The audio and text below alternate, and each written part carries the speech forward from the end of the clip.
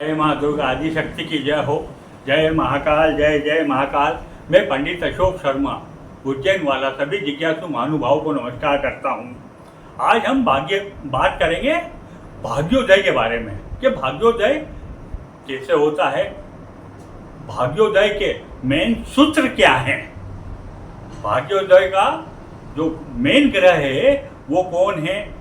तो भैया भाग्योदय के मेन ग्रह जो हैं वो हैं शनिदेव। और शनि इसलिए शनि रेखा को ही भाग्य रेखा कहलाती है।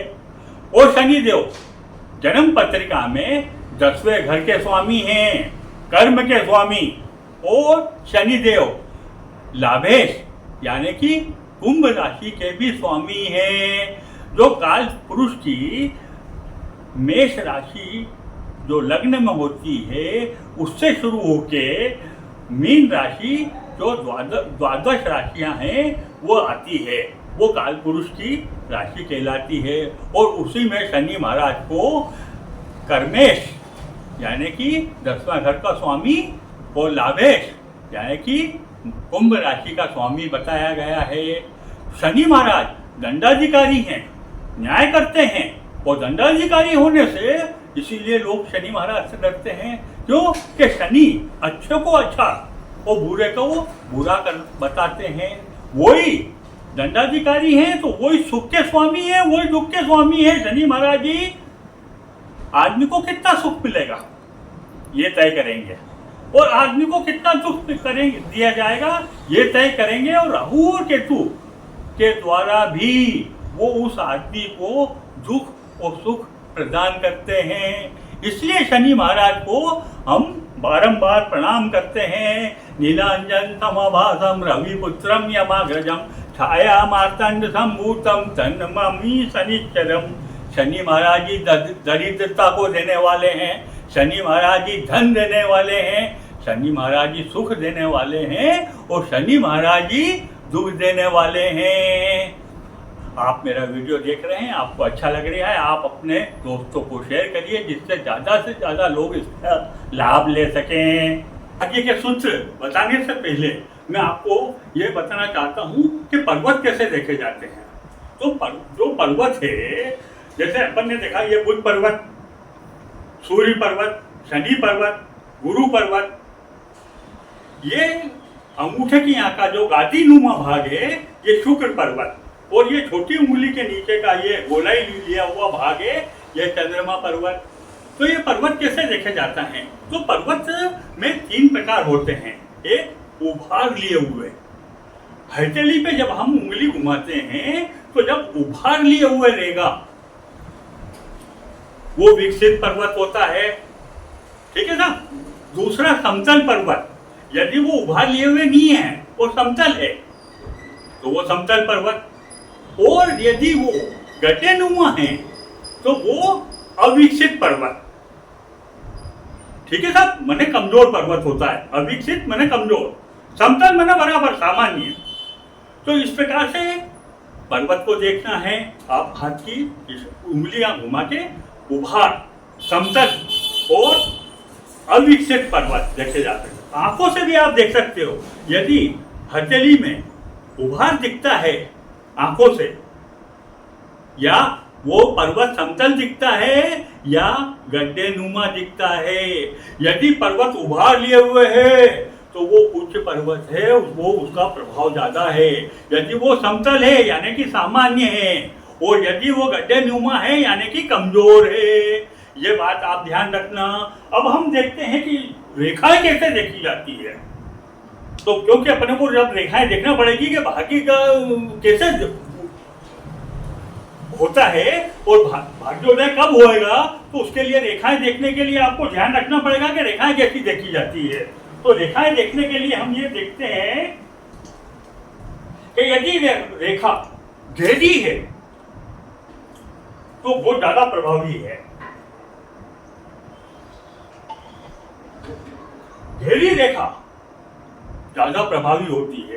एक हल्की रेखा बिल्कुल पतली रहती है वो कमजोर रेखा होती है। और यदि शंखलाकार है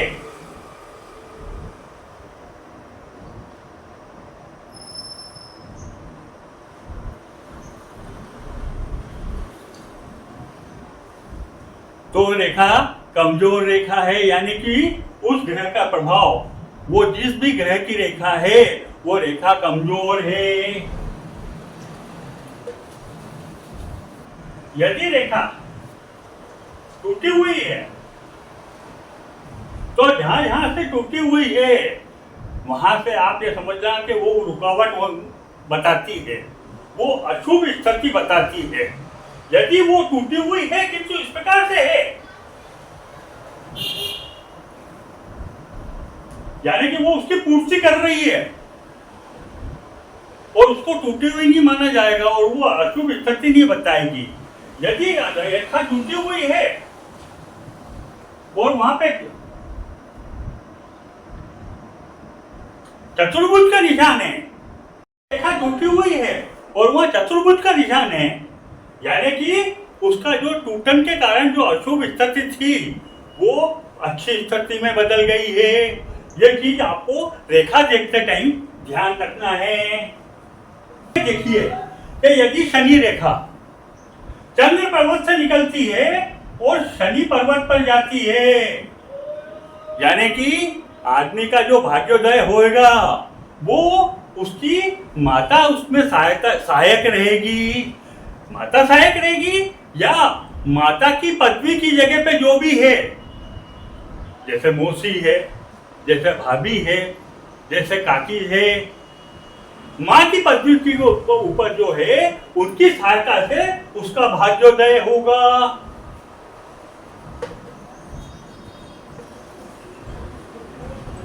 यदि शनि रेखा शुक्र पर्वत से होती हुई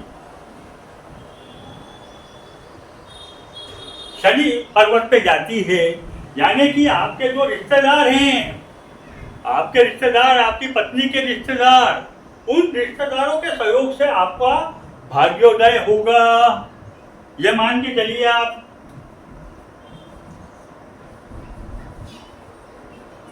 यदि शनि रेखा बीच में से स्वतंत्र निकलती है, यानी कि आदमी स्वयं अपनी मेहनत करेगा और अपनी मेहनत करके अपना भाग्योदय करेगा, अपना उद्योग धंधा पानी जमाएगा, वो स्वयं अपने पैर पे सक्षम रहेगा।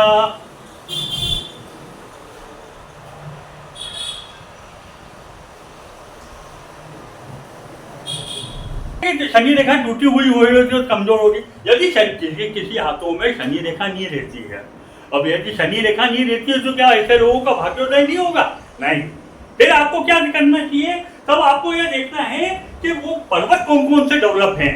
यदि सूर्य पर्वत डेवलप है, विकसित है, बढ़िया है, गुरु पर्वत डेवलप है, बुध पर्वत डेवलप है ना, या बुध की रेखा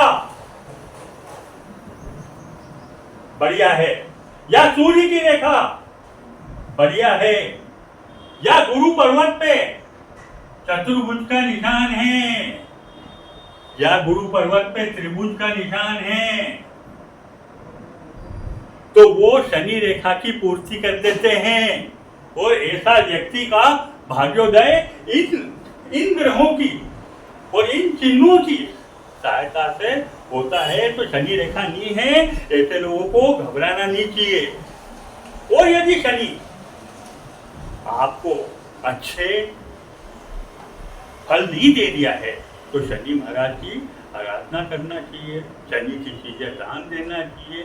देखिए साहब, अच्छे कर्म जो होते हैं उससे शनि महाराज खुश होते हैं, मतलब सत्य बोलने वाले से शनि महाराज खुश होते हैं, ईमानदारी से के कारण शनि महाराज खुश होते हैं, किसी को दुख तकलीफ नहीं तो शनि महाराज खुश होते हैं। केवल एक नारियल लिया और अपने ऊपर फेर लिया और उसका नदी में विसर्जन कर दिया, या हमने केवल एक नग पहन लिया और हमने शनि महाराज को खुश कर लिया, तो वो संभव नहीं है, उसके लिए तपस्या करना पड़ती है। आप यदि निरंतर आराधना करते हो, चाहे 10 मिनट करो, चाहे आधा घंटा करो, चाहे 1 घंटा करो, आप यदि उनकी तपस्या करते हो प्रतिदिन नियम से, तो उसका फायदा मिलता है आपको। तब जाके वो जो अशुभ कर्म है वो करते, इसलिए तो बोला है कि एक घड़ी आधी में पुनियाद, तुलसी संगत साधु की हरे कोटि अपराध सियावर रामचंद्र पति जय शरणम शंकर हरिओम। आज इतना ही, फिर मिलेंगे।